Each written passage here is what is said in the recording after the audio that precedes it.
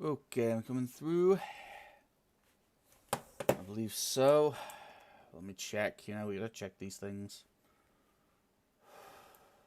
Else it never goes right.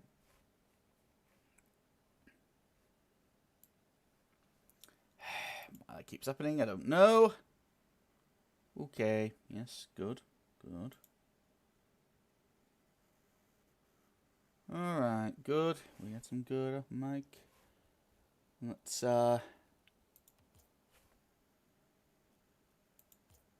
Yep. Let's wait for Papa G to pop on.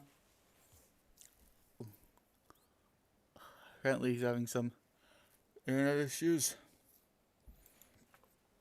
It is damn late tonight. And I have a long day ahead of me tomorrow where I probably won't sleep. So let's walk through the night and celebrate one more time at the dancing. Just one more time. Of course, there's trouble.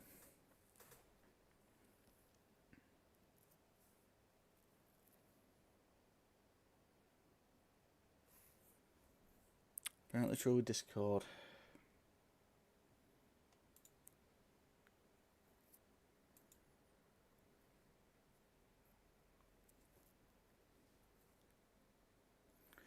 And it's been a while that I've kind of forgotten how do I give him a Discord link?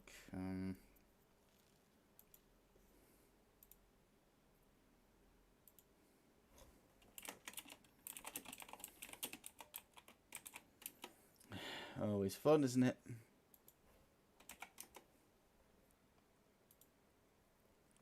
Make sure to stay to the end for a special... Yeah, I'd never like to ever hear my voice. Okay.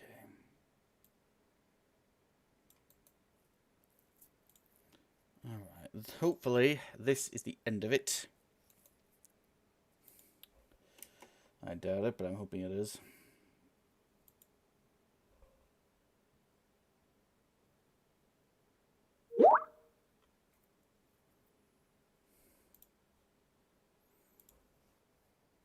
And now back to the game.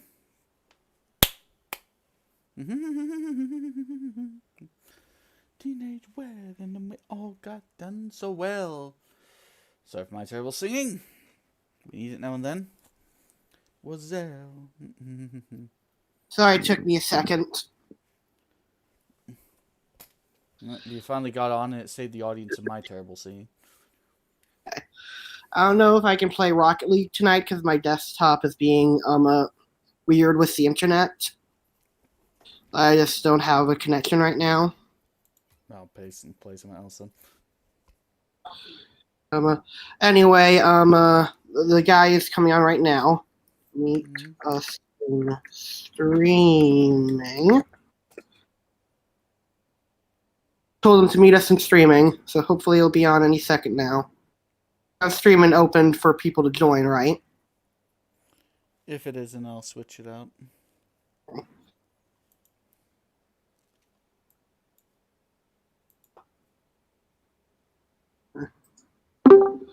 Oh, there you are. Hey, Riker.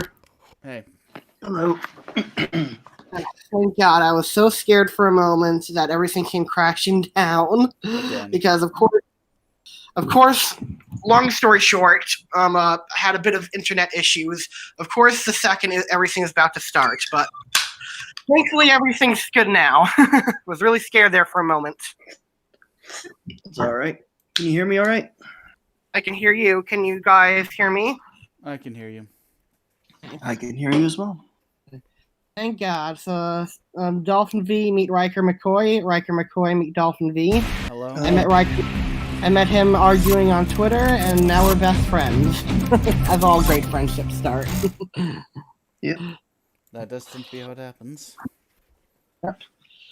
Anyway, let me know when where we start recording so I can do an intro and whatnot. Well, we've been streaming for a while. Oh. In there. Oops. Well, guess I'll do an official intro. Hey, everyone. Welcome back to our podcast episode. I lost track forever ago, so I'm not even going to try to figure it out. where we have a special episode. We have a special guest, Riker McCoy, who who is a new up and coming video essay channel. I know there's like a lot of them now, but I think he has some pretty good skill. He recently did, well, not recently, but like his first video is actually a video on why he thinks Stranger Things season 1 sucks, and he made some good arguments and some things I disagreed with, but that's not here or there. Anyway, though, we're here because learned recently that he knows nothing about Kingdom Hearts, and me and V, being the local Kingdom Hearts experts and whatnot, decided we're going to educate you on it. Are you ready? Is that what we're calling ourselves now? Might as well, yeah.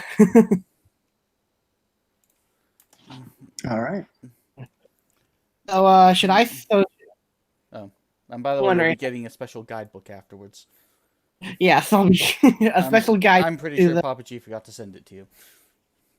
Well, I was gonna send it to him after this anyway. So. Okay.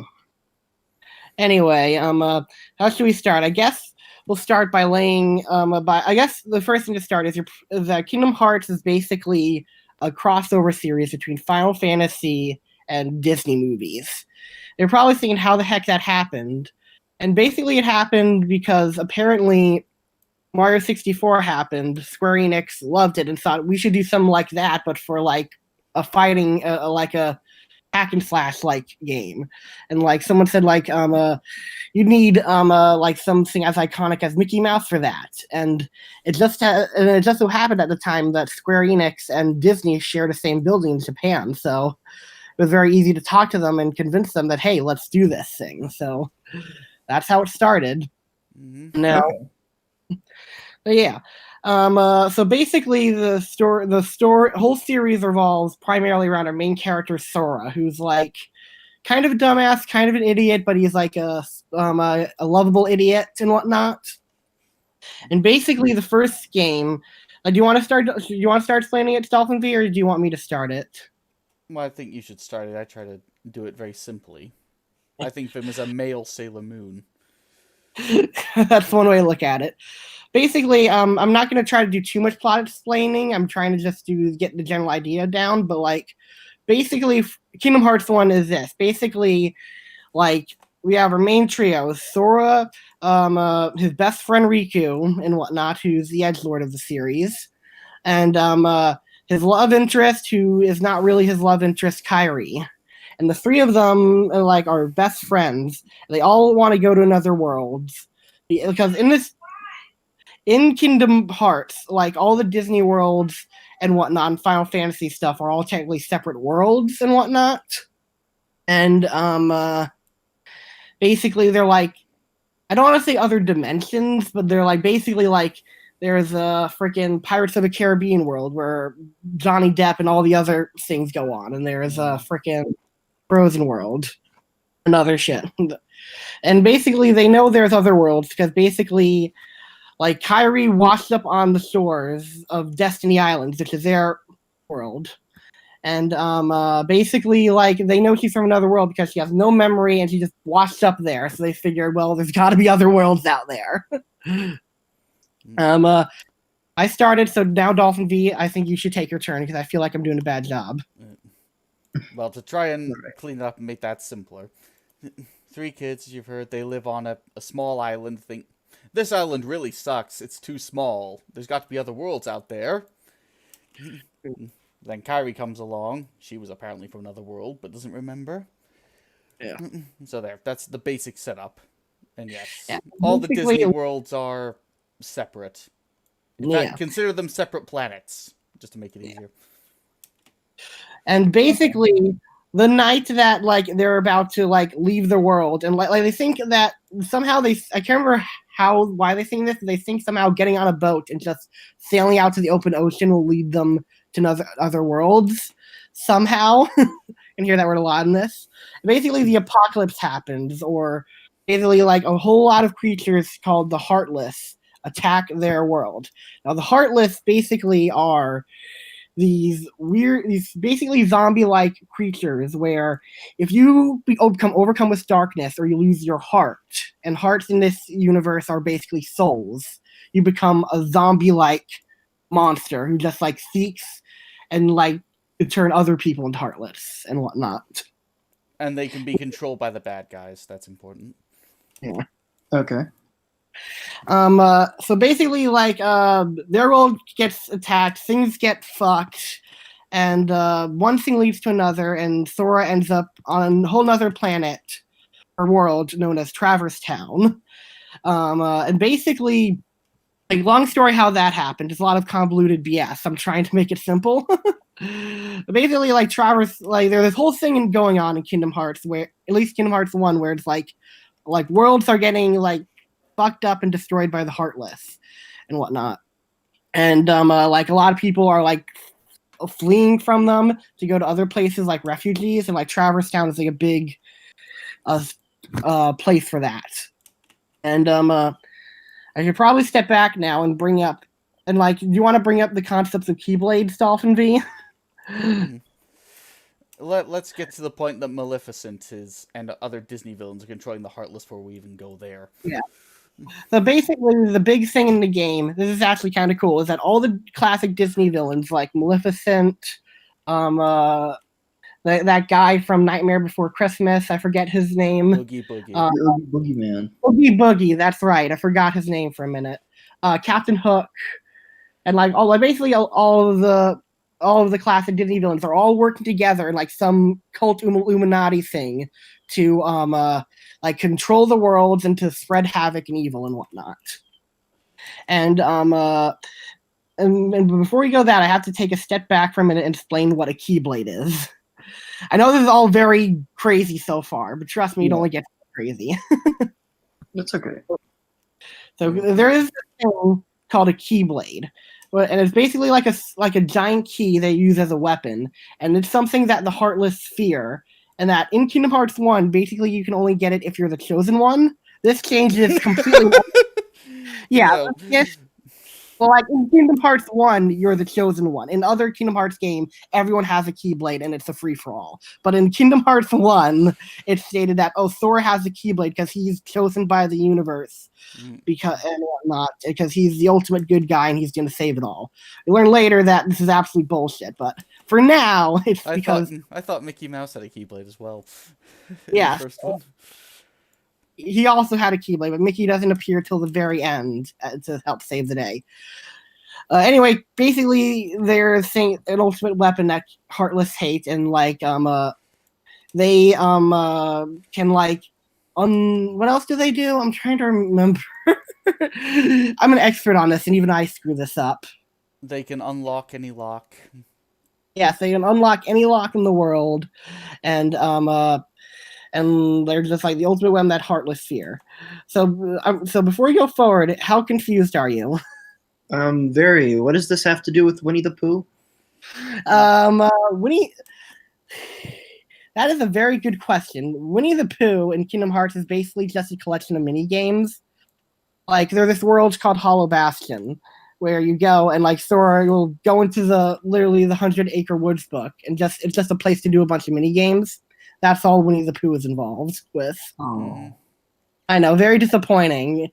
Winnie the Pooh is a collection of mini games, which sucks, but hey. Is Winnie the Pooh aware of what's going on, or does he just think everything's normal and that a weird anime kid came up to him? He basically thinks it's all normal. He's just like, oh, hey, this anime kid is now in here and visiting us.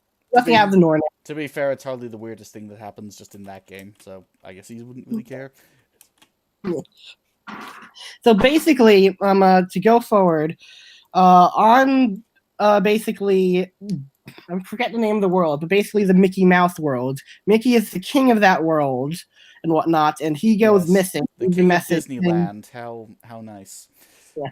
He leaves a message basically saying, yo, shit's getting fucked up all this world. I gotta go help him. Look for this kid with the Keyblade and whatnot. He'll help you do this. So Donald and Goofy go out to find them. They meet up with Sora through a bunch of things, and they end up becoming a trio and whatnot because he has the Keyblade, and they figure he's going to be the key to not only save the world, but also help us find King Mickey. Now that we got those set up out of the way, I'm going to tell you what the bad guys are doing. the Disney villains. They're all what they're doing is they're after people known as princesses of light, who are people that cannot become heartless because they're pure of heart. That's one thing I forgot to mention about heartless is that you can only become heartless if you have darkness in your heart, even if it's a tiny degree. And basically everyone has that except for the princesses of heart, where they're the Disney princesses, including, weirdly enough, Alice from Alice in Wonderland, even though she's not a Disney princess, but whatever. That's weird. Yeah, it is weird. I guess they didn't want to use Ariel for some reason. Well, they could think of how they'd have to take her out of the water for that to work. Yeah, they will save that plot line for Kingdom Hearts 2. I was going to say, question about continuity. Yes. All of these villains die in their respective films. Yes, that is true. Most of them do die in their respective films, and a lot of the Disney stuff in Kingdom Hearts is kind of fillery, where most of them it's there are exceptions, but most of the worlds you visit in Kingdom Hearts, where Disney worlds, are mostly you go through the basic plot of the movies, but Thor, Donald, Goofy are awkwardly inserted in. Sometimes there's an original story and whatnot where, these villains come back to life and are trying to wreak horror, blah blah blah. But basically throughout Kingdom Hearts 1, you go to each world and whatnot, and they're causing mischief and whatnot, and you kill each one of them at the end of the world. At the end, they're like big final bosses and whatnot. Okay. Yeah, and trying to remember, where was I? Oh yeah, world and stuff. Even though you keep killing the bad guys keep capturing the princesses of heart. You keep fucking up. So you're questionable at your job in this game, but anyway, what was I saying? Sorry, I got lost track for a second. You can tell how very professional this is. That's all right. Yeah. He has the guidebook for afterwards. You have some saving grace. Basically, so at one point, oh yeah, I remember now. At one point, Sora meets up with Riku again, just briefly. He's like, "Oh hey, I've been looking for you," and Kairi, how's it going? And then they peace out again because they're both doing their own shit, looking for Kairi and doing other shit. And basically, no, he's been corrupted by the dark side by that point. I was getting to that.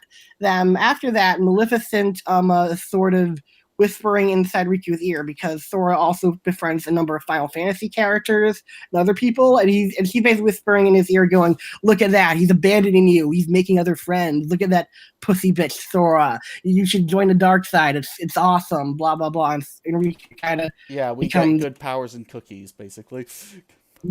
Yeah. It's kind of dumb when you look back on it, but they are teenagers, so I'll give them that one. Yeah, because literally, the reason why he's chooses the dark side is because look, Sora is making friends with other people. Isn't that bad and whatnot? And so he becomes a bad guy for a bit. And I'm trying to think, where does the plot go from here? Oh yeah, I remember. They go to a world called Hollow Bastion, where stuff happens. It's the lair of the Disney villains. Right. Okay. And you fight Maleficent, who turns into a dragon, and you kill her and whatnot. I just want to say, going forward, stopping briefly, Maleficent does come back in Kingdom Hearts 2 and is in the rest of the series, but she does basically nothing. She's relegated to side quest shit, where she's oh, I'll mess up shit here, I'll mess up shit there, and I'll pretend I'm related to the plot, but nothing she does is actually related to the main plot. But Anyway, they kill Maleficent, stuff happens, and they find out that the League of Disney supervillains have all been led by one guy, known as Ansem the Wise, who... I thought it was Ansem the Seeker of Darkness. Right, Ansem Seeker of Darkness. Ansem the Wise is another character. The Ansem Seeker of Darkness is the leader of, or at least that we're led to believe, the leader of Hollow Bastion and of this League of Disney supervillains. And he went mad and crazy because he's after the source of the Heartless, and to control the worlds and basically he was a scientist, discovered the power of the Heartless, and thought, I can do a lot of crazy stuff with this. At least that's what we're told now. That backstory changes later on, but whatever. We're trying to take things one step at a time. And so basically, he controls Riku, fights Sora and whatnot, and then after the fight with that, it's revealed that like they have Kairi, and like Kairi herself has been stolen, and it actually ended up inside of Sora. So like Kairi's heart this entire game was actually inside Sora's, and that happened. I totally forgot I skimmed over that at the beginning of the game. It's hard to describe what happened. You want to describe what happened, Dolphin V? I don't even know if I have the words to describe what happened. She was about to die, so she went into Sora as a defense mechanism. Sorta, like in the game. You have internet. I know. I'll choose something. Anyway, in the game, what happened was basically like it's really stupid what happened. So I'm trying to find the words. She like a door opens, a lot of wind, a big gust of wind goes out. Right when Sora grabs Kairi, she goes through him, and then at that point forward, she's inside Sora. Doesn't really make a lot of sense, but that we're just supposed to accept it.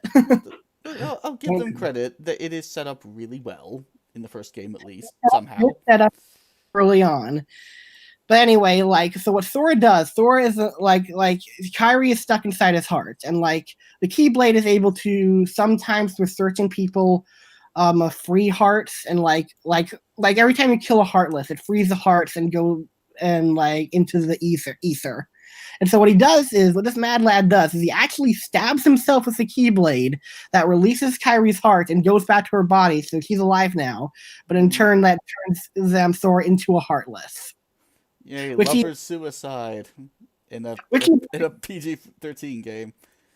And he's like that for... Yeah, and you say Disney ain't hardcore. Well, you had How does one use a Keyblade? Are they sharp? Kinda, I guess. We're just supposed to assume that it does damage. Well, it's kind of like in video game logic sword. You know, in cutscenes it can cut through walls, but then you can't even cut paper with it in game. That's kind of how it is. Yeah, and it's basically just a giant key that's sword sized. And Sora's a heartless anyway for a total of like 2-3 minutes, because then Kairi uses Deus Ex Machina powers and turns Sora back to normal. It has major ramifications later on, but again, later on. Basically, and I'm trying to wrap up here. Basically, I couldn't figure out how the hell she was able to pull that off. Yeah, and to this day, just Princess of Heart powers. Yeah, and she has a pure. Oh yeah, that's right. Kairi's a Princess of Heart too. She's also pure of heart, which is why she didn't turn to a heartless when she lost her heart and it went to Sora. And so basically, I'm wrapping up the game now. I'm skipping over a lot of stuff that's not really important and whatnot, just to let you know. But basically, they do an ultimate confrontation of Ansem, who's like destroying the last of the worlds. But like they fix them later on. Don't worry. But like they do an ultimate, like they fight against Ansem and whatnot, and he reveals this entire time he was after Kingdom Hearts, which is said to contain great knowledge and power and whatnot. And right when he's about to open the combined power and knowledge of all worlds. Exactly. So everyone wants it because it lets you do basically anything. Yeah, and this is the first time Kingdom Hearts has even been mentioned in the game and whatnot. So like it's the whole build up to figuring out what this title means, and at the very end of the game, you figure out that's why it's called Kingdom Hearts. So basically, like they have a big boss fight. Ansem's about to open the door, and Sora says to him, like, "You're not going to control Kingdom Hearts because I know deep inside my heart that Kingdom Hearts is light." And the door opens, and it's all light, and it like kills Ansem and whatnot because he's like overpowered by the light. Yeah. Now, you may be wondering, how does Sora know that Kingdom Hearts is light when he's only known about it for 10-15 minutes tops? And to that, I'd say turn your pesky brain off and shut up. And basically, they close the door to Kingdom Hearts with help of Riku, who became a good guy again, and King Mickey, who appeared at the very end of the game just to say, "Hey, I'm here. I'm gonna help." I guess. Well, 5 seconds. They had to fulfill their contract to Disney, I guess. Yeah, and that's the end of Kingdom Hearts 1.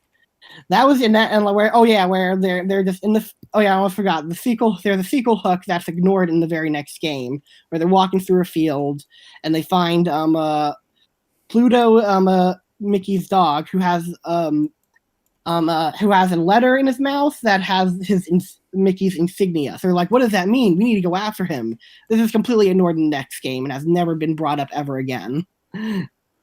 But I just thought I'd mention that because I think it's funny. Okay. And that was Kingdom Hearts 1. Question. Yeah. If Goofy and Pluto are both dogs, why does one get to walk around and talk like a human and wear clothes and the other one doesn't? That is the age-old question that we have been debating about for years, and we do not have an answer. Do you have an answer, Dalton? It's just, I guess we just have to accept that some dogs are lower life forms and others aren't. Maybe I stand for the theory. Maybe Pluto's actually just retarded, and they just treat him like a dog because they think it's funny, and like they're just super mean to special needs people on the Disney World. On Mickey. Either that or Goofy's just down to earth and Pluto is the furthest from it. Yeah. That might be it. No, that's just a total guess. I made that up totally off the top of my head. Yeah. Now on to, we're probably not going to get through all the games today, but I at least want to get through a few of them. Then we move on to the next game, Kingdom Hearts Chain of Memories, where basically they're walking along and whatnot, and they end up at this castle called Castle Oblivion. How about you start this? Because I have trouble starting it. So how about you explain the little bit of Chain of Memories, doll? How do I explain it? Well, it takes off where I just died. It takes off where the first game left off. They're walking through a field. They see Pluto with a note. Then it cuts to Sora waking up at night. I guess they went camping on the road because reasons. And then finally this guy in a black cloak appears before Sora and says, ahead lies something you need, but to lose it you must find something dear. And apparently Sora never heard of stranger danger because he decides, what could go wrong? He goes to this mysterious castle, and so is Donald and Goofy, called Castle Oblivion, and they think, well, I see nothing wrong with this, let's go in. Yeah, and basically as soon as literally the moment they walk in through Castle Oblivion, they start losing some of their memories. Like right away, they try to use some of their abilities, and they can't because they forgot how to do them. And there's certain reasons why, which we'll explain in a minute. But basically, in this game, the main bad guys are a new faction known as Organization 13, who right now and throughout the game, we don't know what their true goals are, but we find out in Kingdom Hearts 2. And basically, they're in Chain of Memories, we just know them as a group of people that are trying to fuck with Sora for some reason. And throughout the game, Sora, Donald, Goofy, Castle Oblivion has weird effects on them. They start losing memories, they forget things, they remember things that we know never happened. Particularly this girl named Naminé, who is supposedly this girl Sora cared about, but disappeared long ago. It was never mentioned before, but it's actually explained in an interesting way. And so basically throughout Castle Oblivion as they revisit recreations of old worlds they visited. A little hard to explain, but they go through that. And, okay, let me see if I can try to explain that. Every floor of Castle Oblivion is basically a virtual reality chamber that they go in and have memories of old worlds from the first game. Yeah. With slightly different events happening. Yeah, and Riku's in this game too, but that I'm saving for later. Basically, what happens is that what's eventually revealed is that the ruler or the person that's fucking with their memories is because of the character Naminé, who is revealed to have a special ability to influence Sora and people connected to Sora's memories and just everything about them. So they can fuck with them. She can remove stuff. She can add things that never even happened. It's all very weird. And the reason why is explained in another game, but in terms of this game, we just are supposed to assume it just happens for some reason. Okay. So but that happens, and basically there's a bit they fight a couple organization members. Most of them die except for one named Axel, who's like this cool guy with weird spiky red hair and like likes fire a lot. Yeah. Other shit. Played by Quinton Flynn. Yeah. Played by who Papa G met and then insulted, but without knowing it. I didn't insult him. Long story short, I was at a small con 2 years ago, at a local library where they were like selling a whole bunch of stuff. I went to this one guy who had some like bunch of different pictures. One of them was Axel, and I'm like, "Oh, hey, are you selling this?" He's like, "No, I played him. I'm Quinton Flynn," and I just didn't realize. It felt very awkward. So I went up. You got it memorized? How did you not know that? Oh yeah, I forgot to tell Riker. Axel's big catchphrase is "got it memorized," where he says that like every once in a while. He'll just say "got it memorized" and whatnot, and it takes several games to learn what it is. I'm just gonna mention it here just because it's not that important. Basically, he says that because the idea is if he ever dies, and he knows he's gonna die one day, so he figures if he imparts himself on other people, then his legacy and whatnot will live forever. So that's why he constantly says "got it memorized" because he wants people to remember him. Okay. I said whatnot, and basically what happens at the end after all the other organization members are dead and like everything is resolved is that Sora and Donald Goofy's memories are still fucked up and are still ruined. And what happens at the end of the game is Dominic says, "I have to put you in like not cryogenic stasis, in like some sort of prolonged coma for like at least a year in order to sort everything out and whatnot." And like because of that, you're also going to forget that I ever existed in this whole game and whatnot. And so they say is no. They try to leave a reminder to them that he exists by writing in Jiminy's journal. Oh yeah, I forgot. Jiminy Cricket is also with Sora, Donald, Goofy, but he never really does anything except write codex entries. They write in his journal "Thank Nominee" as a reminder that he exists. I was wondering why didn't they write more than that, because I guess they just thought, oh, just writing "Thank Nominee" will be enough to remember everything, even though she's specifically saying you will forget everything. But they do. So the game ends with them going going into these weird sci-fi pods and whatnot.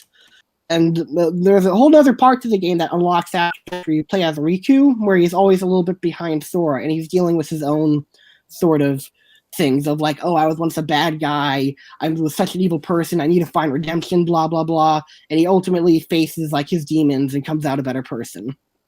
That's Riku's stuff. Oh yeah, and also they meet a strange character named Diz, who is not important now but will be important later. And that's Chain of Memories. Okay. Any questions?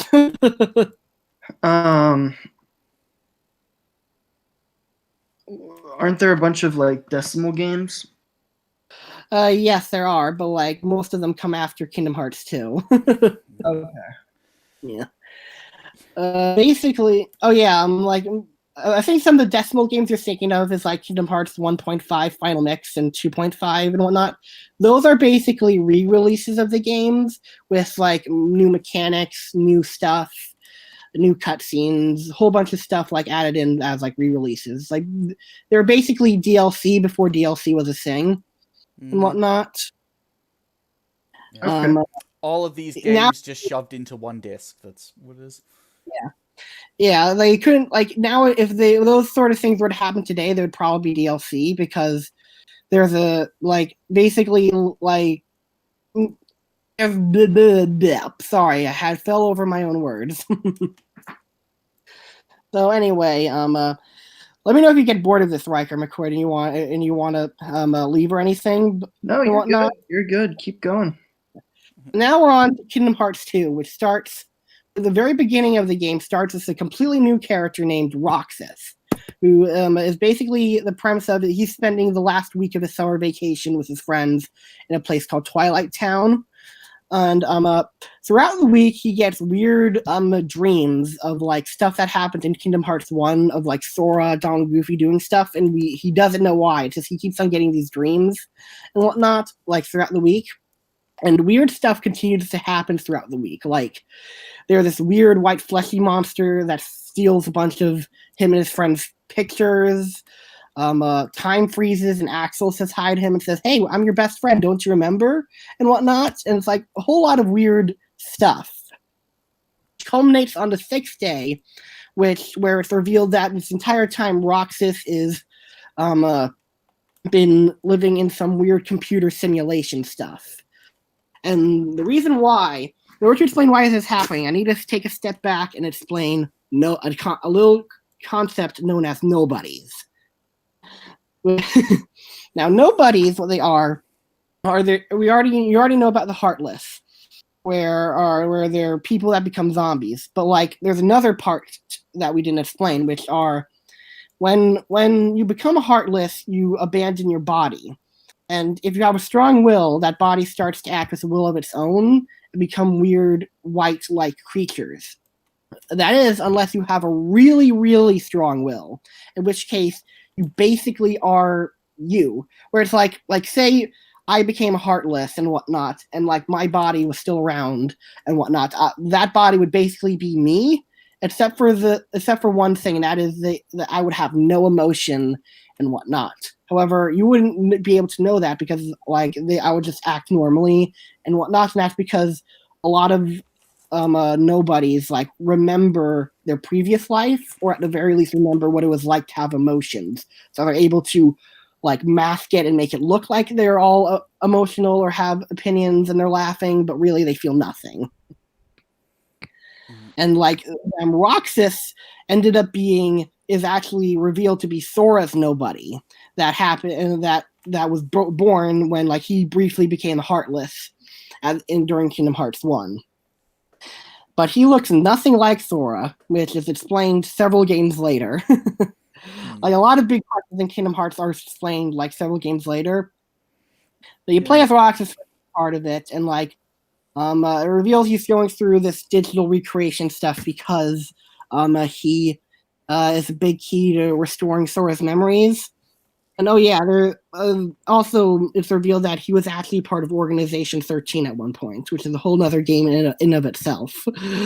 But point is that they go through that, and for a bit after the weird digital story stuff, Roxas disappears for a long period of time, and like Sora, Donald, Goofy wake up, and they're like weirded out because they don't remember anything that happened in State of Memories, and they're all just like, "What's going on?" Blah blah blah. So they go out in Twilight Town, find the real life versions of Roxas's friends and whatnot. They help them with some stuff.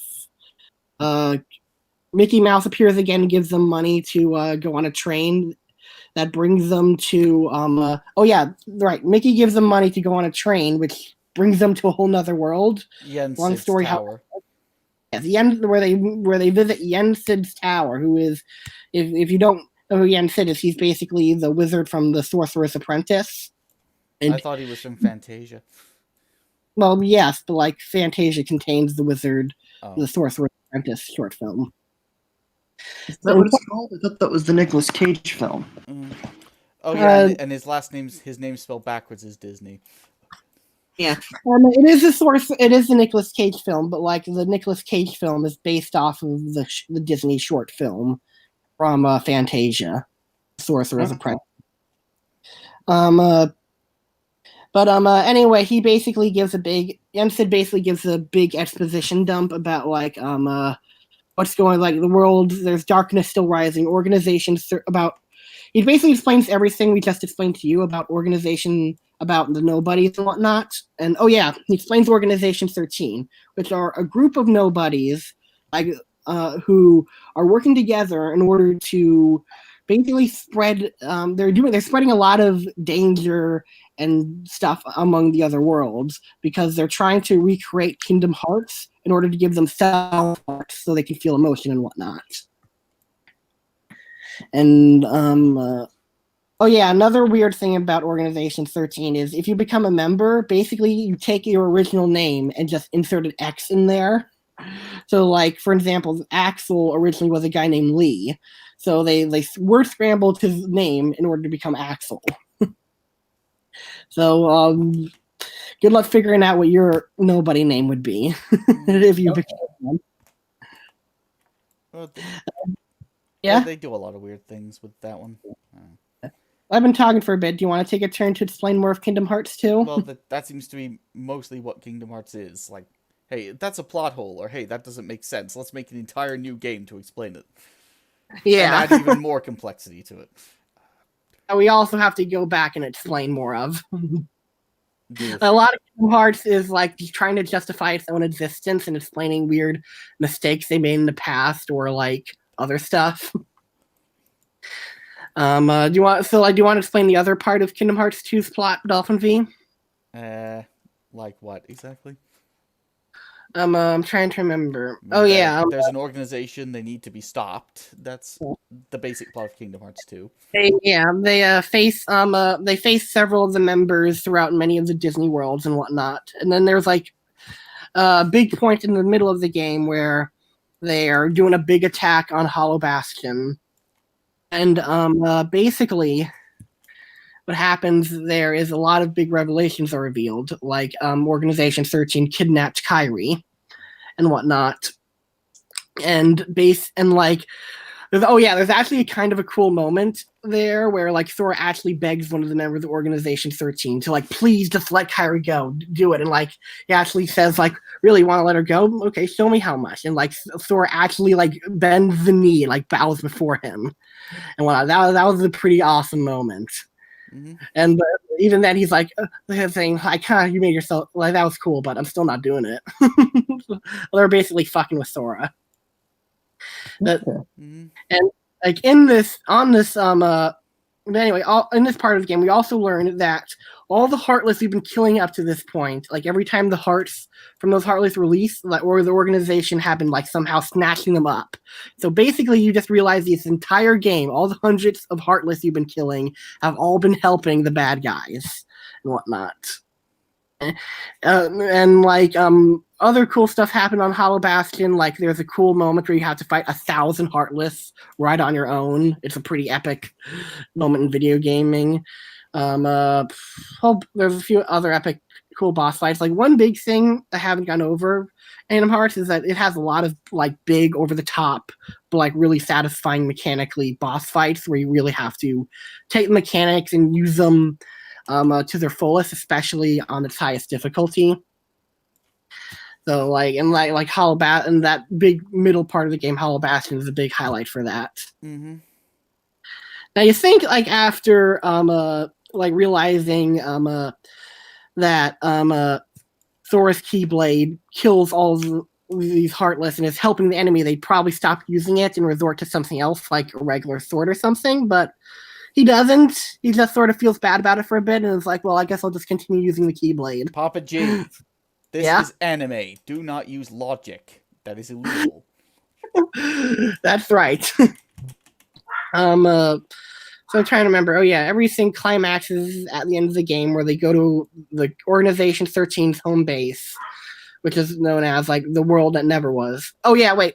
I'm getting ahead of myself. I forgot one thing. It was revealed in Kingdom Hearts 2 that the original Ansem that we fought wasn't actually Ansem. It was just a guy who was pretending to be Ansem and whatnot in order to make the real Ansem look bad. So yeah, that they pulled that out of their asses. The real Ansem was Ansem the Wise, who was actually a very kind ruler, who was like he was a genius, did some things wrong, but like ultimately he was a good guy and whatnot. And oh yeah, I forgot. It's teased at the very early in the game that like that Ansem Seeker of Darkness might be back, but it turns out that's just a fake out where it's like Riku somehow became Ansem for a bit because he had to give in to darkness briefly in order to capture Roxas, and later he just and. Before I go forward in that storyline, I have to bring up the climax of Kingdom Hearts 2, where basically, like, everything converges on this place called the World That Never Was, Organization 13's home base, where they fight a bunch of organization members. They do stuff. Sora, Kairi, and Riku meet up. What happens? Oh yeah, Riku is magically healed. I don't even remember how he was healed. Do you remember how he was healed, Dolphin V? The actual Ansem the Wise blows up. Right. I remember now. Ansem the Wise tries to destroy the Kingdom Hearts that Organization 13 is creating with some magic laser, but doesn't work out, so he explodes. We're led to believe he died, but he didn't. He was actually transported to a place called the Realm of Darkness.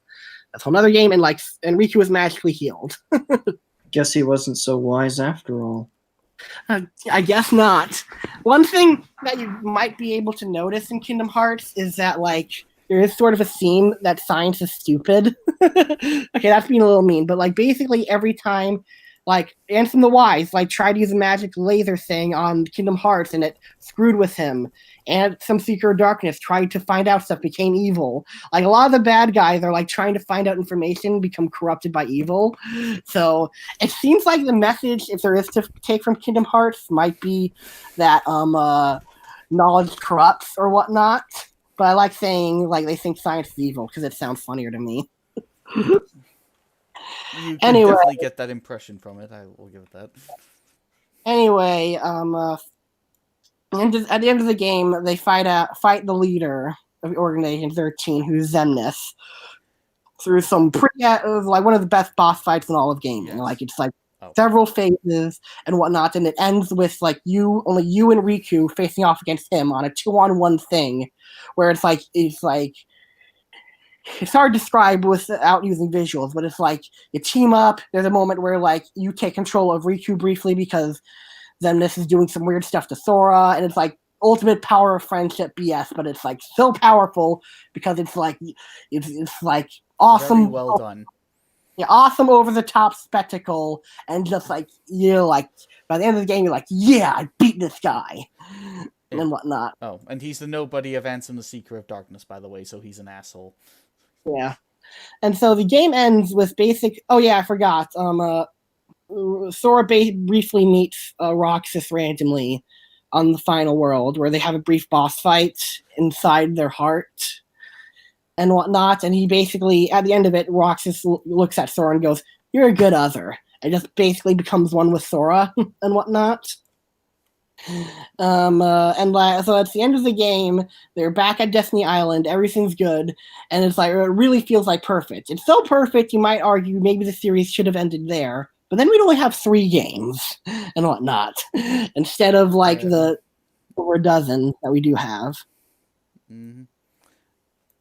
So I'll briefly stop here for a second and ask, do you have any questions?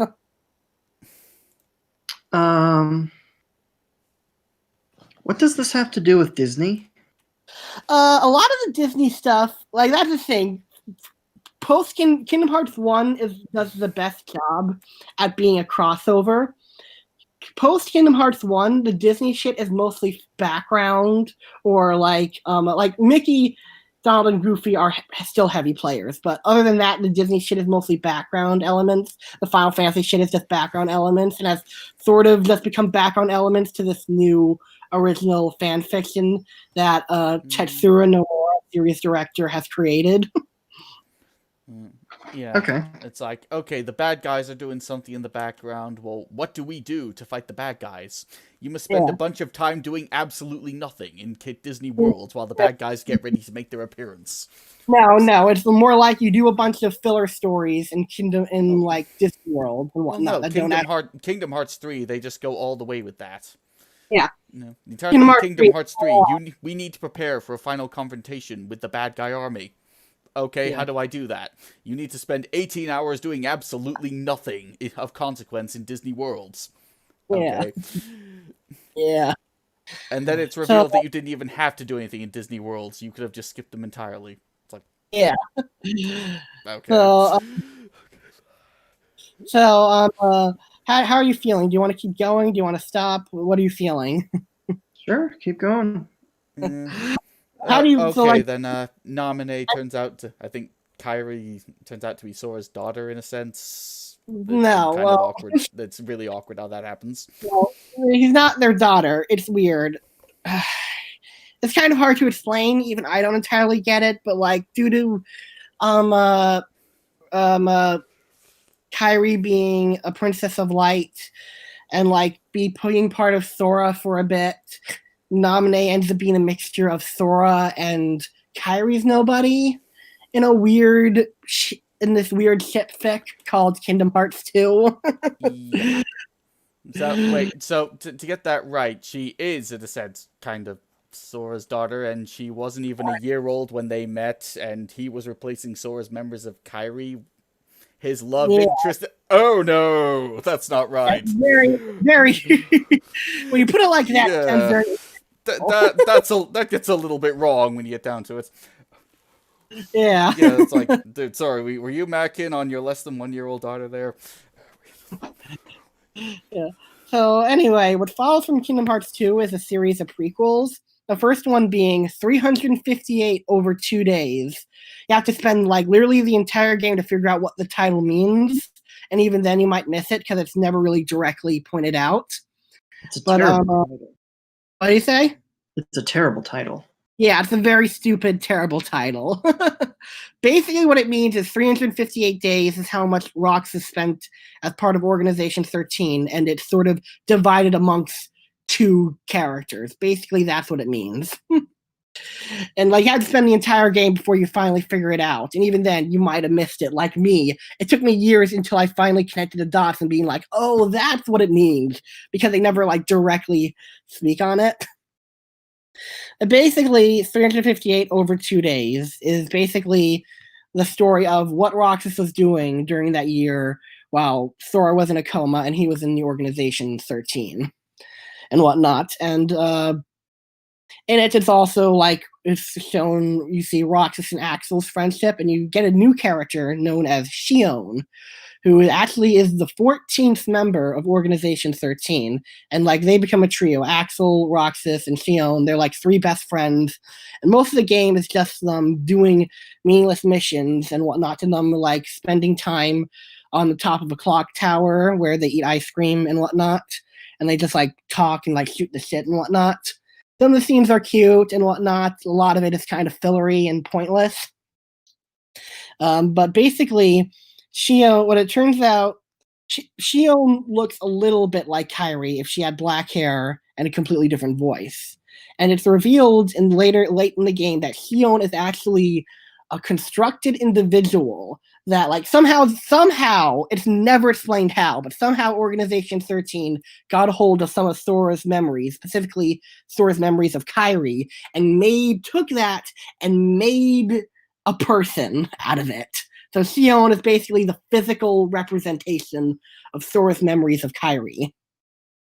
And like it takes the whole game to learn that because she has weird nightmares, weird stuff happens to them where that you're wondering what is that all about, and it takes the whole game to reveal that.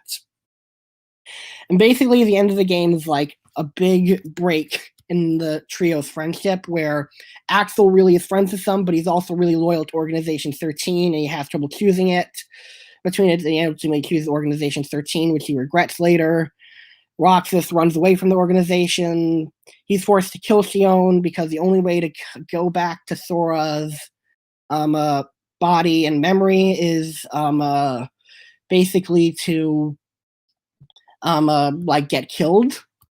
And so Roxas gets to really there's one funny line which out of context is very funny, where as Xion is dying, Roxas actually says, "Wait, Xion, don't go. Who else will I have ice cream with?"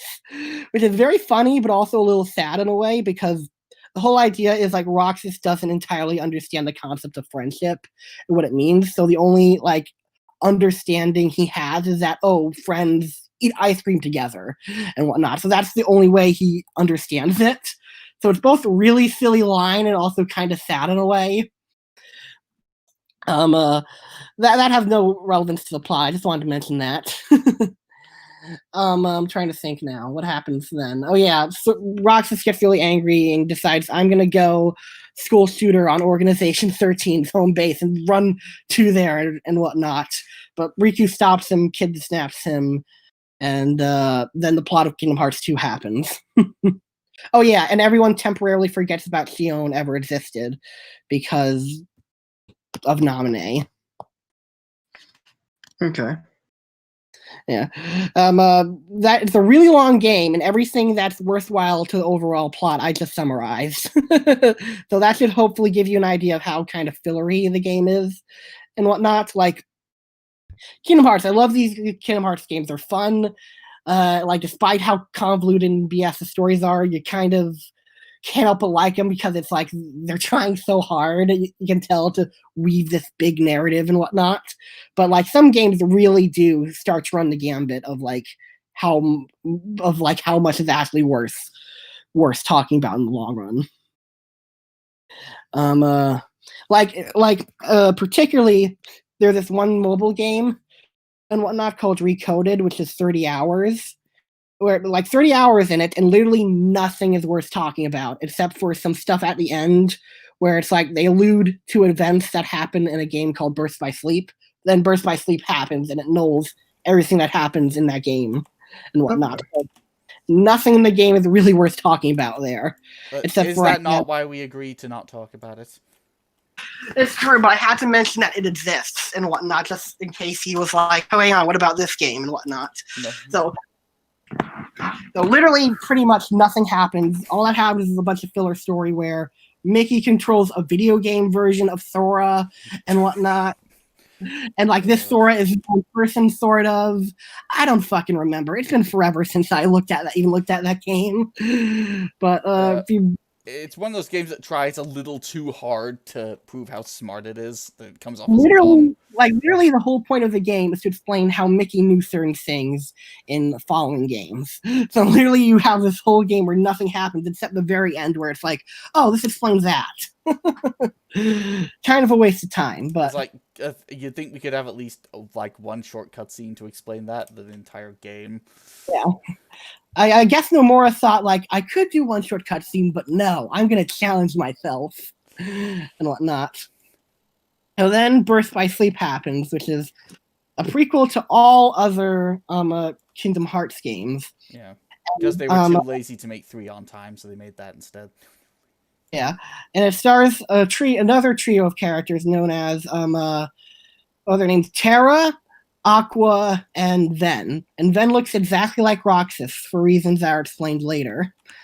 And it's explained early on through some cutscenes that they're best friends, like they're the bestest of friends and whatnot. And oh yeah, they're all Keyblade wielders. Because at this point in the series, it's Keyblade wielders basically become Jedi, where they're like you can be trained to where if you're a Keyblade wielder, you can just bequeath it to someone else and they suddenly have the power to use the Keyblade and can train them to become Keyblade masters and whatnot. They basically Keyblade users become Jedi at this point forward. Yeah. And they're trained by Master Ericris, who's played by the man himself, Mark Hamill. And there's another character in this game played by named Master Xehanort, who's played by Leonard Nimoy. And from what I read, apparently that's intentional casting. Apparently, Nomura is a big fan of both Star Wars and Star Trek, so we went to the English dubber and said, hey, is it possible you could get Mark Hamill and Leonard Nimoy to be in this game? And I guess they're able to. Nice. Yeah. Mm-hmm. Yeah. And they're definitely some of the best actors in the series. The acting in the series can be pretty inconsistent. Like sometimes it's really good, other times it's questionable. Oh yeah, I forgot. Ansem the Wise was actually played by Christopher frickin' Lee. Mm-hmm. I don't know how they got him, but like they did it. And and Sora is played by Haley Joel Osment. Like Kingdom Hearts really got some big names under their belt and whatnot. But anyway, in Birth by Sleep, Terra and Aqua are training to be Keyblade masters and whatnot. And in the final exam, there's a final exam that happens, and Aqua passes, but Terra does not, because Terra briefly gave into the darkness briefly and whatnot. And Terra, there's no better way to put this. He's kind of a fucking idiot. like there's a lot of times where he's not kind of an idiot. He's a total dumbass.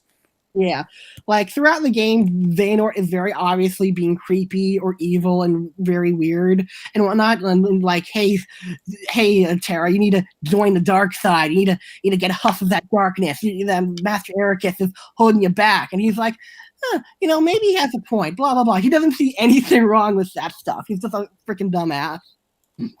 But anyway, Terra and Aqua and stuff are released are sent on a mission to fight against creatures known as the Unversed and whatnot. They're literally you never heard of these creatures before, but they're attacking and you have to go against them. And here's the real jump the shark moment. That's really funny. Is Terra, Aqua, and Ven use their Keyblades, and they magically use it to give themselves armor, and they turn their Keyblades into weird vehicle things.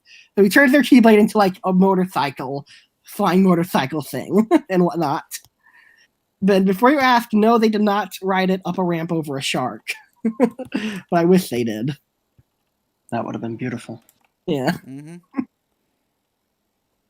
But like anyway, Ven's not supposed to go, but like he's like, I want to go too. I want to be a big boy and whatnot and help people and whatnot.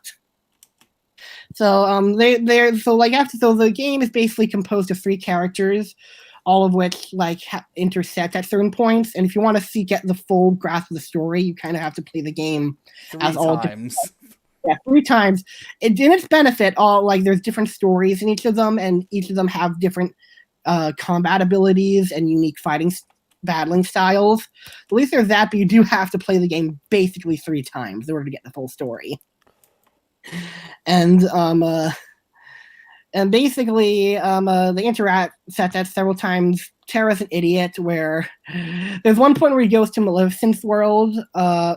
Where like there's really funny where like Terra is this much of an idiot where he's like Maleficent's like I know these people want like to live and whatnot, but what about my desire to conquer them and to be evil and whatnot? And Terra's like, you make a good point and whatnot, and Aqua has to go to him and say, no, Terra, you're being a dumbass. And Ven's just like does whatever and whatnot, just occasionally does stuff. Basically, a lot of this climax is at a point where Ventus confronts Master Ericus about something. I don't even remember what. Oh yeah, you know what? Before I go that, I have to step back and explain something. Ven used to be Xehanort's apprentice and whatnot, where he was very hard on him. He was trying to get him to come into the darkness, but he was so much of a pussy bitch. He was like, no, I don't want to fight. I don't want to. I want to be a good boy and whatnot. And literally, so he's like, fine. He literally uses Keyblade to get the little bit of darkness that's in Ven's heart to become another person known as Vanitas. Yeah. How that doesn't turn him into a Heartless, don't even ask. I've given up trying to know on that one. But that does make Ventus the only other character in the series that is also pure of heart. That isn't a girl. Yes. Although he might as well be, with how he acts around Terra. And Winnie the Pooh. Yeah. Yes, and Winnie the Pooh, that's right. Winnie the Pooh is also pure of heart, without a doubt. Yeah. God forbid anyone ever figures that out.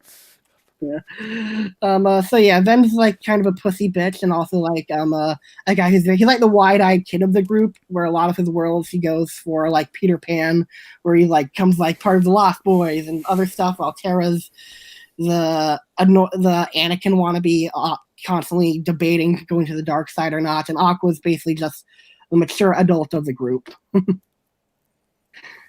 And basically Xehanort, years ago, before this game even started, Xehanort basically... Okay, before I even explain that, I just remembered I need to explain the Keyblade War. Basically... Okay, let me see if I can explain that one. Okay, is my mic on clear? I'm gonna try and go through this quickly and simply as I can. Okay. Alright. So in the background of Kingdom Hearts, all the worlds, the various Disney and Pixar worlds, all used to be one world, kind of like Pangea. But then a bunch of people started fighting over light, because they were just greedy bastards, I suppose. Yeah. And that ultimately created darkness in their heart. And so that split all the worlds into multiple ones. Yeah. And the big catalyst of this is well, essentially call it the BFG of all Keyblades, the X Oh, yeah. Blade. Yeah. Oh wait, But it's not. pronounced key. No, I need to explain this. Riker, are you sitting down? Are you ready for this? Yeah. This is where things go from being kind of retarded to fully retarded, because there is this thing called the Keyblade. Like in cutscenes, they just call it the Keyblade, but like technically, how it's spelled is like the Roman numeral for key and whatnot. They never differentiate it in dialogue. They just refer to it as the Keyblade. But like it does have very different functional difference from a regular Keyblade. Mhm. Yeah. It's like basically what it looks is like two Keyblades strung together with a sword on the tip of it. Yeah. And it destroyed the original world and created all the crap Disney and Pixar ones. Yeah. Okay. So it's like, again, the BFG of Keyblades. And Xehanort is basically the ultimate bad guy. He's like, when one Keyblade War happened, this stuff happens. What would happen if another Keyblade War would happen? Can you imagine what would happen? And like, Master Ericus is just going, "What the fuck are you talking about? That's a horrible idea." And he's like, "Yeah, but I kind of want to know what's going to happen." That's what Xehanort wants. At least we learn later that this is bullshit. But like at the time at Birth by Sleep. In Constant Burst by Sleep, we're like, that's what we're supposed to believe, that he just wants to cause his name and stuff just to see what would happen. Okay. And basically, but like years later, he comes back and says, "Oh, I abandoned that." Like he pretends like he abandoned those plans and whatnot. And he's like, "Here, I have this kid now, Ventus. Want to take him under your tutelage and whatnot?" And so Xehanort and Vanitas show up a lot. And oh yeah. The unversed creatures I mentioned earlier are all creatures that come from Vanitas, the dark version of Ventus. It's just casually explained in one cutscene that, oh yeah, by the way, the unversed come from me. Well, and they have to explain them somehow. Yeah. Don't know why they didn't just use Heartless, but Okay. I'm not Nomura. I'm not a genius. I'm not big brain enough to understand. Well, I understand Nomura a little bit, Yeah. but Ven confronts Ericus about something I don't entirely remember, and like for some reason Ericus is like, "I have to kill you now, Ven," and whatnot. And then Terra comes in and is like, stops him and is like, "What are you doing? Why are you trying to kill my friend?"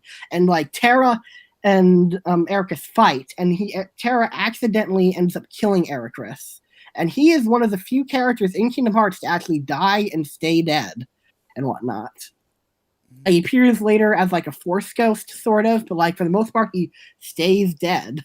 One of two characters that stay dead. Mm-hmm. Okay. And basically after that, like there's a big climactic showdown on a world called the Keyblade Graveyard, where the Keyblade War happened, and like basically Terra, Aqua, Ven against Xehanort and Vanitas. Yeah, Xehanort and Vanitas and whatnot. And it's a big fight. They end up you kind of end up losing and kind of winning and whatnot. Where basically like what happens is like Ven gets possessed by Vanitas and whatnot, and Aqua has to fight him for a bit, and then internally Ven faces off against Vanitas, where he kind of sacrifices himself in order to stop evil from continuing, from Vanitas from doing their shit. And oh yeah, Xehanort actually takes over Terra's body. Yeah. That's and the like thing he can do now, apparently. Yeah. Because like he's like, "I'm old and like becoming old and decrepit. I need a new younger body. I'm gonna take your body now," and whatnot. And then later what happens is Aqua, oh yeah, because of the stuff that happened with Ven's heart, he became fractured and whatnot, and he's now in like indefinite slumber. So what happens is that Aqua what happens, what Ven does, the small bit of his heart that remains actually goes to Sora as like a little kid and says, "Hey, I'm kind of fucked up right now. Can you help me?" And like in a dream, and like Sora's like, "Sure, yeah, you can hang out with me in my heart." And like so Ven becomes a part of Sora, and that is why Roxas looks exactly like Ven, because Ven is a part of Sora, and like he was modeled after Ven. Does that make any sense? What I'm talking about, or is it all gibberish? It's weird. It's all gibberish. That's okay. That's basically Kingdom Hearts, really. Oh yeah. Oh no, One more. it just gets even weirder. Yeah, I have a question. So there is a short from the 1940s Mm-hmm. in which Donald Duck imagines himself, has a dream, where he is a Nazi in Hitler's army.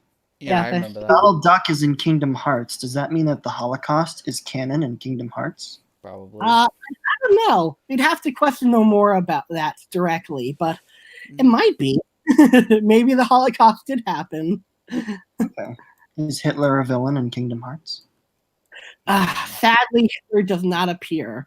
But I Oh. get the feeling. I get the feeling if he did appear, he'd probably be a heartless because I don't know. Something about Hitler tells me that he'd be full of darkness and hate.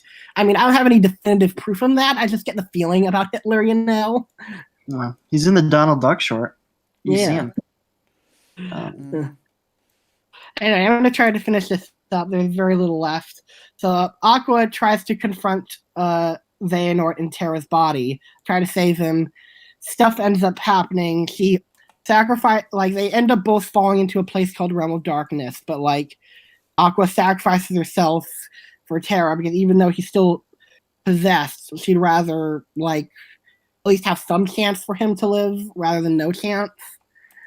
And basically, 1 year, basically, she's left to spend like at least 10 years for us, 1 year for her, wandering the realm of darkness, or just heartless everywhere, and he's attacked constantly. So Birth by Sleep ends pretty sadly with everyone fucked. Oh, forgot one last thing. Aqua actually, before all this, puts Zen inside a certain room, a hidden room in the castle that her world that her Terra and Ven trained on, and she turns the world actually into Castle Oblivion somehow. I just realized a lot of times in the series we say they somehow did this and they somehow did that. Oh yeah, and also the Xehanort possessed Terra becomes Ansem the Seeker of Darkness. Yeah. Just adding that in. Yeah, and it's revealed at the end of this game that like the two villains that we fought in Kingdom Hearts 1 and 2, Ansem and Xemnas, were actually Xehanort's Heartless and Xehanort's Nobody. And it's revealed in like a post-credit scene or like a special scene that you have to do certain things to unlock that if you kill the Heartless and you kill the Nobody, then the original person will come back to come back to existing. Okay. It happens to a bunch of Organization 13 members in what game was it? Dream Drop Distance, which is the first game that is actually a sequel to Kingdom Hearts 2. But I'm going to take a breath for that game is where stuff just really gets weird. So how you feel? You think it's been weird before now? It really, really gets weird. To the point Right, I've had to step in and explain it after that. Does your brain need a break, or do you want to finish this gravy train? Let's finish this crazy train. Let's do it. So, Dream Drop Distance introduces time travel. Ooh. I'm not joking. They introduce fucking time travel. Well, basically, first let me set the stage on what's even happening. Basically, they know Xehanort's back and they're gonna face them. So, Riku and Sora decide we're gonna do the Mark of Mastery exam, which makes them Keyblade Masters. So they go into a deep sleep where they visit worlds that are asleep, or what did they do again? Dolphin Beat? I don't even remember. Well, okay, let's just avoid all that because that's just stupid bullshit. I don't really understand it. Yeah, we're just skipping stuff. Let me get to the main point. Yeah, Now, Xehanort wants to create the X-Blade, or the Keyblade, as Papa G calls it, so that he can restart the Keyblade War. And one of the ways to do that, 7 Guardians of Light have to fight 13 darknesses that are all the same. So Xehanort decides, I'm going to create 13 different versions of myself. Yeah, that's what Xehanort's plan in this game is. He's going to try to create 13 versions of himself. And it's actually revealed in this game that Organization 13's original goal was all a lie. That eventually, given enough time, a nobody will eventually grow its own heart and they will become their own person. Really, what their goal was to take the Organization 13 members, and once they unlock Kingdom Hearts, they'd all turn into Xehanort. Somehow. He's literally creating 13 clones of himself is was his plan all along. I can't even take this shit anymore. Like, Yes. my brain wants to explode. And where the time travel comes in, here it is. Okay, get ready for it. Apparently Heartless can time travel now. Yes, that's a thing, apparently. Huh. So, Ansem the Seeker of Darkness went back in time to when Xehanort was a kid and gave him the power to travel through time as well, because why not at this point? Who cares about rules anywhere? So, young Xehanort is a version of Xehanort. He can go along and collect all the different versions of Xehanort into the Organization 13 and create the Keyblade. One thing I want to add is there are one or two rules to the time travel thing. Like, you can't take your physical body. You can only take sort of your mental mind or something. So Ansem has to be dressed in this weird brown clothes and whatnot. And so obviously the obvious plot hole is he goes back in time to tell him to do this stuff and to kickstart everything. But how can he do that when they fall into the whole time travel loop problem, where it's like, how did this loop get started in the first place? Mm-hmm. And they just never address that. They're just like, you figure it out, fans. We're tired of explaining stuff to you. And oh yeah, there's one funny but epic moment where one member of the Organization 13, Zigbar, appears and faces Sora, and like Sora's like, how can he be so willing to become Xehanort? And they actually zoom in on his eye, and he says, "Me, I'm already half Xehanort," and whatnot. And it just makes you go. It's a big what the fuck moment that caused my brain to explode when it first happened. Oh yeah, also the world ends. Some of the world ends. The few characters are in Dream Drop Distance, just hanging out, doing stuff. Not no bearing on the plot, but I just thought I'd share that. Anyway, I think what ends up happening is, correct me if I'm wrong, Dolphin V, but like Riku ends up passing the Mark of Mastery exam and has to save Sora from becoming a Xehanort and whatnot. Mm-hmm. Can't believe I'm uttering these words out loud. Oh yeah, I almost forgot. Also, Axel died in Kingdom Hearts 2. Totally skipped over that because we forgot. But he sort of redeemed himself by like helping them with some stuff, by helping them save Kairi, and he became Lee again, like his original person. And he's like helping them now. He's a good guy now. And like at the end of the game, literally he's like, I think I might try getting a Keyblade now. I mean, I bet all I have to do is reach out and then suddenly a Keyblade appears in his hand. I like to remind everyone you can that have them at this point, apparently. Yeah, I like to remind you, back in Kingdom Hearts 1, you were special to have a Keyblade. Now you can just literally be like, hey, I want one, and just magically get one. It's like the new Star Wars. Kinda, yeah. You get a Keyblade. You get a Keyblade. You get a Keyblade. Even me, apparently, I can get a Keyblade because I just got a replica one. Yeah. Dolphin V actually owns a replica Keyblade. It's pretty cool. Anyway, I guess we'll finish this off on Kingdom Hearts 3, the big one, the one that they've been waiting forever for. That's the one that just came out, right? Yeah. Yeah, that is the one that just came out. Sadly, we can't tell you everything, because there is actually since recently come out a DLC called Remind, which is like new stuff added in, as well as a whole new story scenario that neither of us have played yet, so we can't really talk about it. We can talk about the game, where basically like Sora, Donald, and Goofy are like on another adventure again, where Sora has to get the power of waking, which apparently will save Roxas, Naminé, Aqua, Terraven, and everyone else that's been fucked in the series so far. And basically, We spend most of the game just dicking around Disney worlds and whatnot, and occasionally some main bad guys will show up, like Vanitas, and like some Organization 13 member that's back and whatnot, and they'll just appear doing. and go, woo ha ha ha, I'm a bad guy now, look at me, woo ha ha ha, and then go away. Will come in, cause some problems and whatnot, just to be like, and then disappear, be like, see you at the end of the game, and so we get to skip most of the game. So now at the end of the game, Sora and Galio just said, "Fuck this, we're gonna just go to the realm of darkness where Aqua is, and they find her and whatnot." And Aqua actually, and they arrived a little too late because Aqua actually turned evil. Like she spent so long in there and so much that she became corrupted by darkness and whatnot. And but it's okay. They have a boss fight with her, and then she's back to normal. That's it. To describe it in the most sexist way possible, Aqua turns into a bitch, and Sora awakens his inner Chad and bitch slaps it out of her. Yeah, basically, yeah. It basically like, yeah, you explained it the best way possible. They brought back Aqua, and she's like so happy because for the first time, like 10. Oh, totally forgot something with Aqua. Should we mention the 2.8 game? What she did in there? Is it not worth talking about? Well, nothing really happens in there, so besides the fact that she cosplays, but so nothing really happens. Avoid that.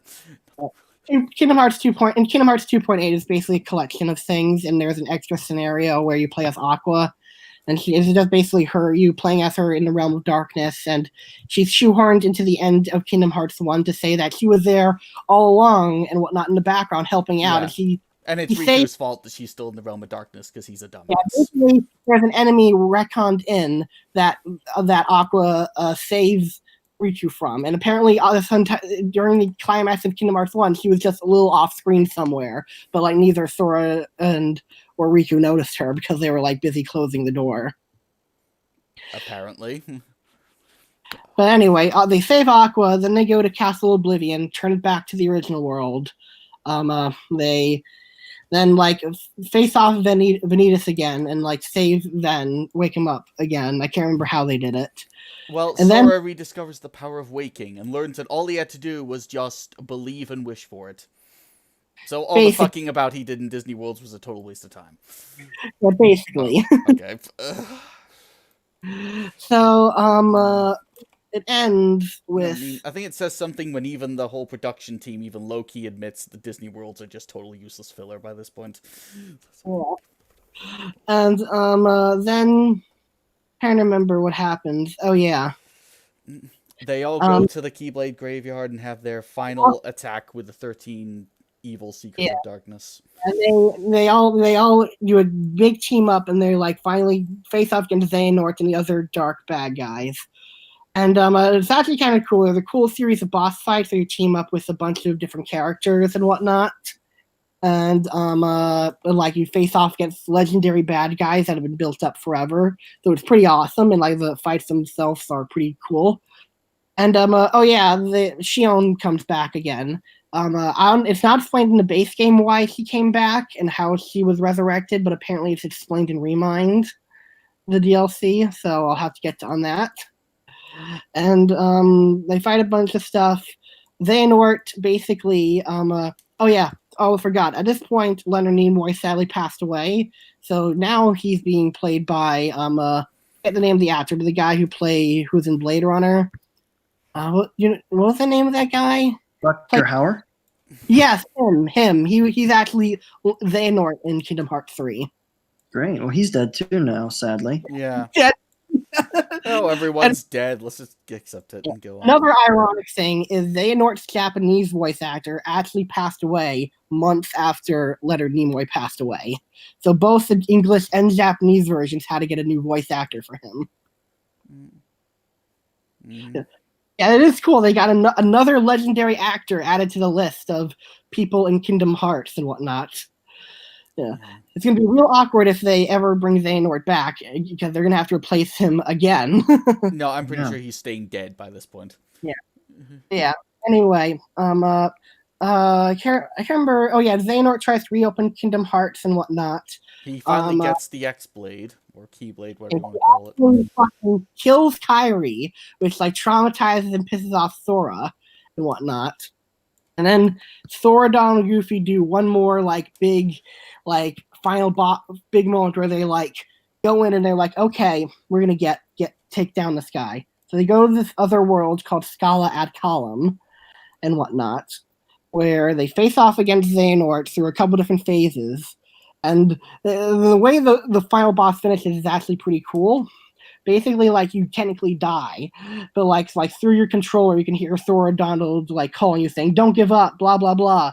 Like kind of cheesy and like silly, but goofy, but like I thought it was kind of neat, like how they took advantage of the fact that the PlayStation 4 has a controller speaker, and basically, and then they do a final beatdown and defeat Xehanort, where he reveals what his real plans were. And his real plans were apparently that like he was gonna like recreate the universe and whatnot and become its ruler, but he was gonna be a good ruler and do good things. So he had good intentions this entire time, but like he went about it the entirely wrong way. And like basically everyone says the same thing to him. Are you and then, bullshitting me? Yeah, that was my reaction too. Wait, you're trying to convince me that he was actually this kind of good guy all this time? Really? Yeah, like cause he literally ruined like most of this cast's life at this point.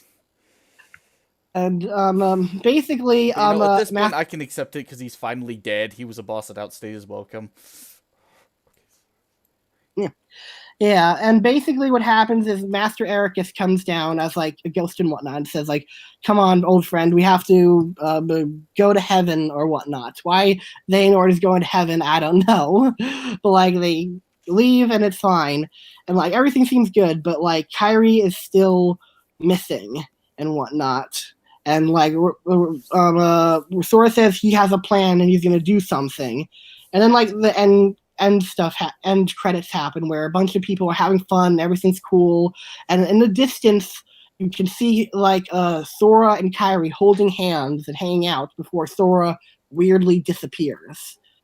And that is the Kingdom Hearts series. So far. That was only there's gonna be a fourth game. According to Tetsuya Nomura, all that stuff I just told you was only Arc 1 in what is called the Dark Seeker Saga. And we are now moving on to Arc 2 and stuff. Oh yeah, I forgot, there's a post-credit scene where stuff happens.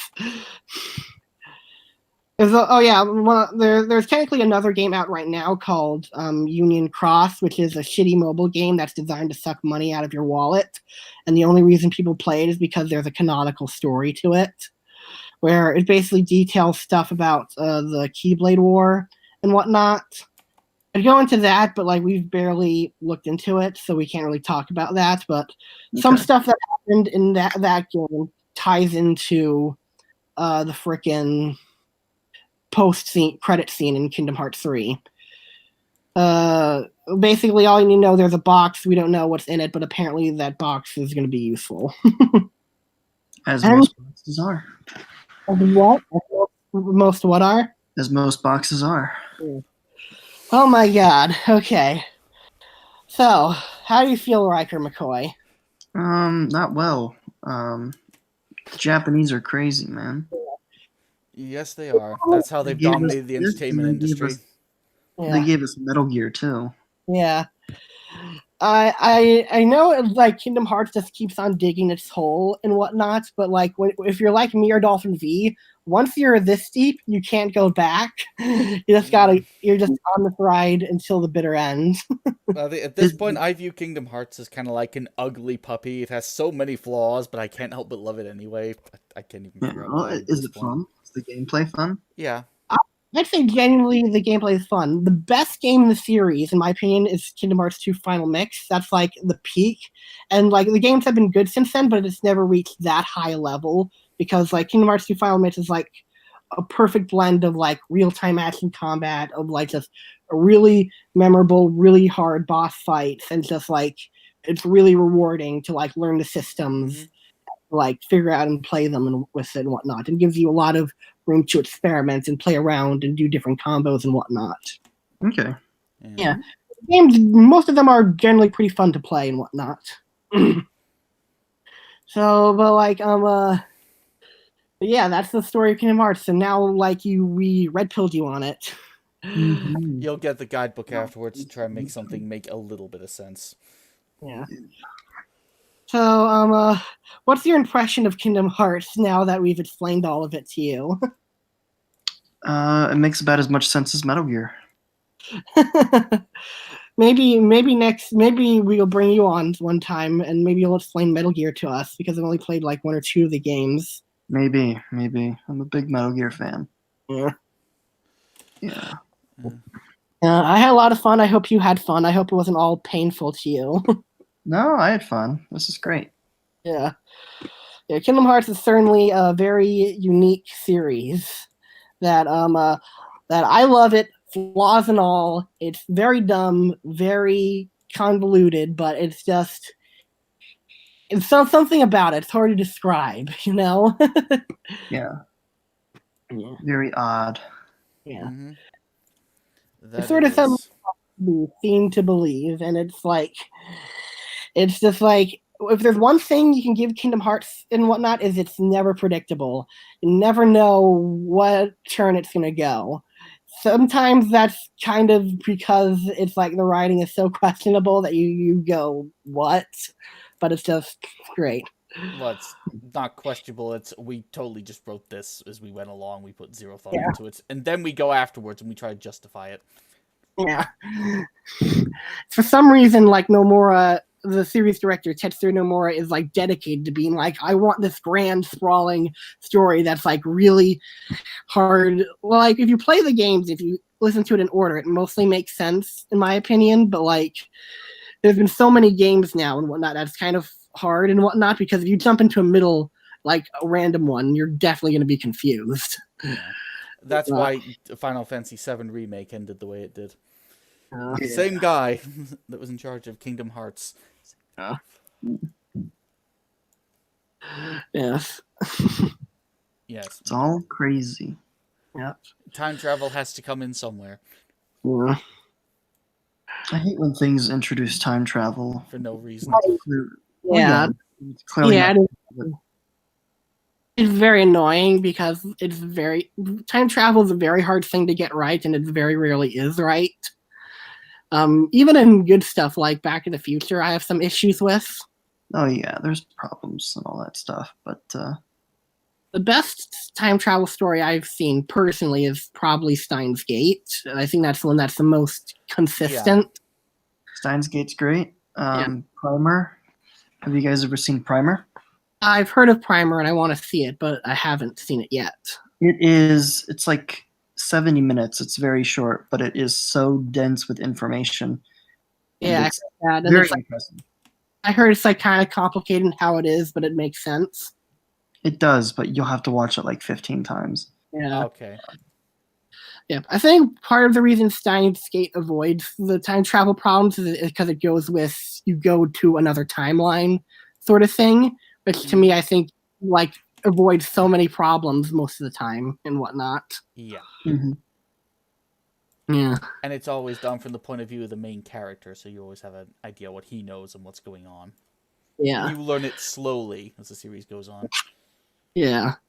But yeah, I definitely want to watch Primer at some point. It's been on my list for a while. You probably won't enjoy it, but you'll probably respect it. Yeah. As long as There's a you lot of respect it. Well, there's a lot of things I'm not huge fans of, but can easily respect and whatnot. But it was great having you on, Riker. Thanks for joining us on this insane journey. No problem. Thank you for inviting me. I had fun. When I'm Kingdom glad- Hearts 4 and the other crap comes out, I'm sure the rabbit hole will go deeper. Yeah. Apparently, the next Kingdom Hearts game is actually some sort of rhythm game, so you can never figure out where the series is going. Nope. All right. You guys have a good day. You too. Have a wonderful day, Riker McCoy. I hope people in our audience had fun, and we will see you in the next one. All right. Bye. Bye. How about that was a lot of fun. Mm-hmm. All right, make sure to send him that book. I will. Have a great night. Yeah, it is night to you, I think. Yeah. Have a wonderful day. Bye-bye. Goodbye.